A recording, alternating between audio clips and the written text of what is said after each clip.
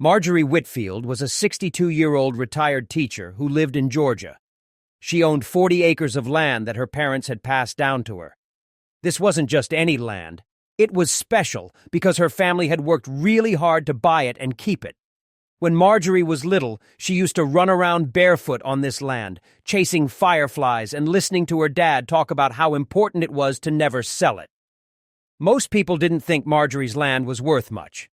It had trees, uneven ground, and thick clay soil that was hard to build on. But to Marjorie, it was priceless. Unlike other people who inherited land and forgot about it, Marjorie took great care of hers. She paid her taxes every single year on time, kept all her paperwork organized in a fireproof safe, and even had her lawyer friend Samuel Drake check the legal papers every few years to make sure everything was correct. One summer day, Marjorie was driving near her property when she saw a bulldozer tearing up the ground. At first, she thought it might be the county doing road work, but when she came back a week later, she saw survey stakes lined up in neat rows and workers pouring concrete. She stopped her car and asked a worker what was happening.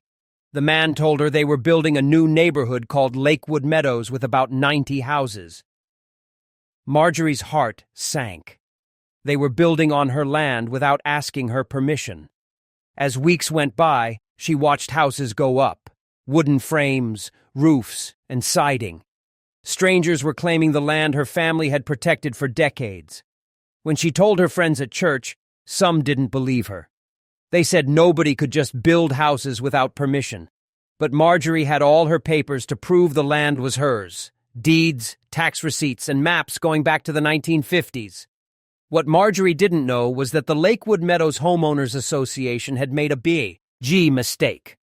They worked with a construction company and thought her land was empty and unused. Years ago, there had been an error in the county records that made the land look like nobody owned it. The HOA bought nearby lots and expanded onto Marjorie's property without checking who really owned it. They thought it was free land they could use. The houses sold quickly.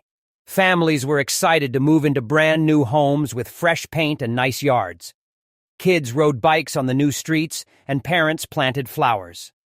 The HOA president, Clifford Myers, bragged to newspapers about creating a wonderful modern neighborhood.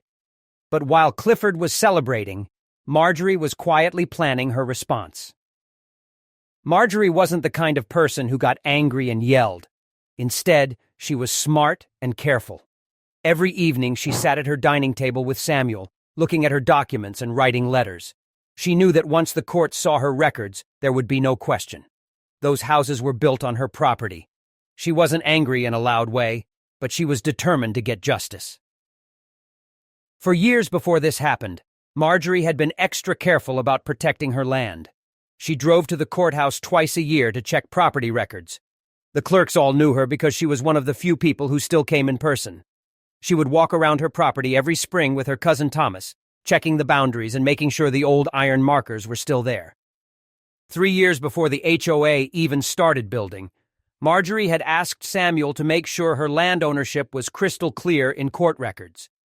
They went through every paper, updated her will, and filed special legal documents to confirm she owned the land. This careful planning would later save her because when the HOA built on her property, there was already a clear legal trail showing the land belonged to her. Meanwhile, the HOA leaders like Clifford Myers barely noticed Marjorie. When they drove past her small house, they thought she was just another old person with too much grass to cut. They had no idea they were dealing with someone who had spent decades protecting what was hers. When a worker at the construction company mentioned that someone named Whitfield might own part of the land, Clifford brushed it off as an old paperwork mistake. Clifford was the kind of person who believed in moving fast and fixing problems later. He was confident and charming, and he convinced everyone that paperwork was just a small detail they could handle after the houses were built. He figured that even if there were ownership issues, they could pay someone a little money to make the problem go away. After all, who would stand up to 96 brand new homes full of families? The houses kept going up, and families kept moving in. The Ramirez family bought their first real home and was so proud. Lauren and Tyler Briggs escaped from their cramped apartment and finally had a backyard for their dog. Darnell and Monica Price, a retired postal worker, and his wife, saw their new home as their reward after years of hard work. They all thought they had found their piece of the American dream.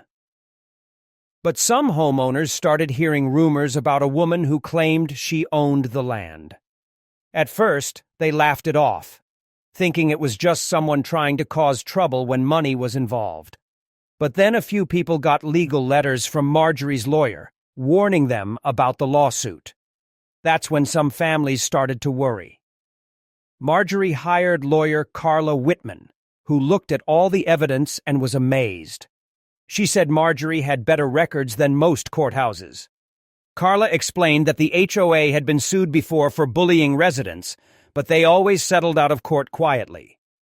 Their plan was always to intimidate people until they gave up fighting. When the lawsuit was filed, the video of Marjorie confronting the HOA board went online and spread quickly through the neighborhood. Other residents who had been bullied by the HOA for years finally felt brave enough to speak up. They shared stories about unfair fines and harassment. More and more neighbors realized they weren't alone and that the HOA had been pushing people around for a long time. The HOA panicked when they saw all the attention. They sent an email to everyone claiming Marjorie was lying and that their representatives had never entered her property. They hired expensive lawyers and even filed a lawsuit against Marjorie for $500,000, trying to scare her into dropping her case.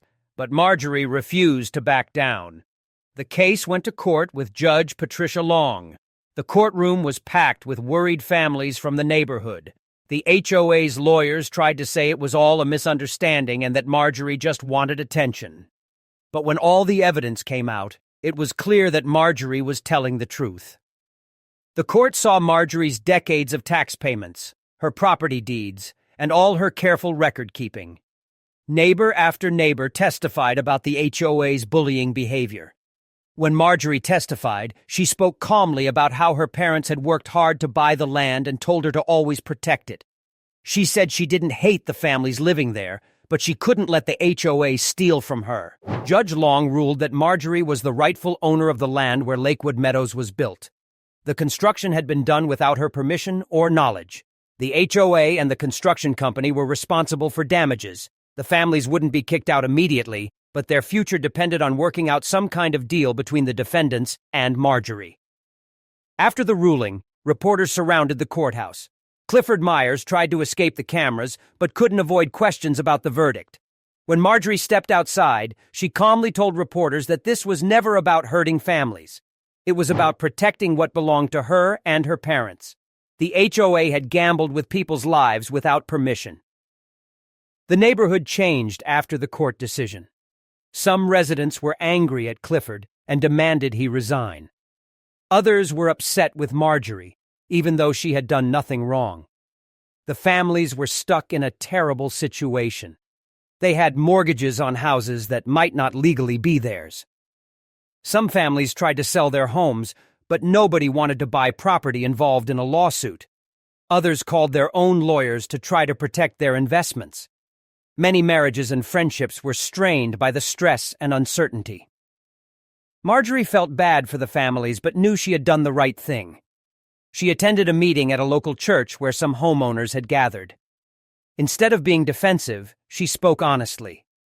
She told them she didn't hate them and didn't want them to suffer, but the land had been stolen from her, and she couldn't just let it go.